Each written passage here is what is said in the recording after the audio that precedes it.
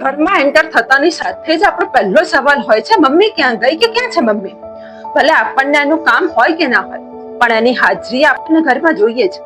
આપણે તો આપણા કામમાં બિઝી થઈ જઈએ, પણ એનો દિવસ આપણી ચિંતામાં શરૂ થાય અને આપણી ફિકરમાં પૂરો થાય. એના પોતાના અસ્તિત્વનું સરનામું આપણા નામથી શરૂ થાય છે. જયારે બીમાર પડીએ ત્યારે આખી દુનિયા ખબર પૂછવા આવશે, પણ મમ્મી એ આખા ઘરે માથે લઈ લેશે, દોડાદોડી કરશે. ડોક્ટર પાસે જઈ દવા તો લાવશે જ, પણ એની સાથે સાથે ચૂપચાપ ઈશ્વર પાસે જઈને દુઆ પણ માંગશે.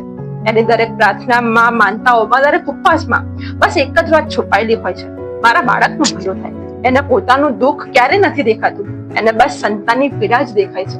મમ્મી એટલે દવા અને દુવાનો સંગમ. મમ્મી એવું વ્યક્તિત્વ કે જે માણસ વચ્ચે પીસાય. એક એવી સ્ત્રી કે જેના પોતાના પતિને કઈ કહી શકે, ના પોતાના સંતાનને કઈ કહી શકે.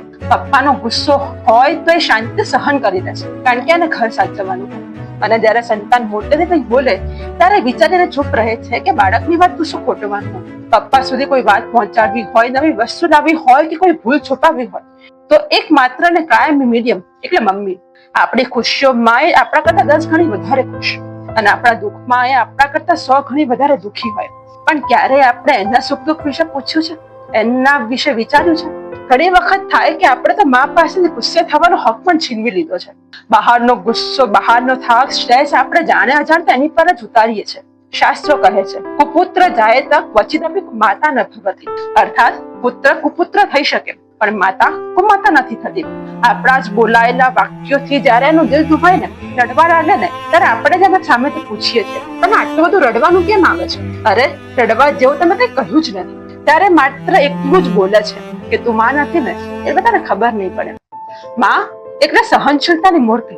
એ જે દિવસે ચૂપ થઈ જશે ને, ત્યારે આખું ઘર સ્મશાન જેવું લાગશે. એટલે મમ્મી જો સાથે હોય ને તો એટલું જરૂર કહેજો, મમ્મી તું છે ને તો જ આ ઘર ઘર જેવું લાગે છે. થોડો ટાઈમ એની જોડે સ્પેન્ડ કરજો, કારણ કે એ નહીં હોય ને ત્યારે જ આપણને એની કદર થશે. પહેલા રડવું આવતું હતું ત્યારે માં યાદ આવતી હતી, અને હવે માં યાદ આવે છે ત્યારે રડવું આવે છે. આટલો લાંબો વિડીયો બનાવવાનું પાછળ કારણ એટલું જ કે પપ્પા વિશે તો ઘણું કહ્યું, પણ માં વિશે ક્યારે ન કહ્યું. જો વાત ગમી હોય ને તો કમેન્ટમાં લવ યુ મમ્મી જરૂર લખજો.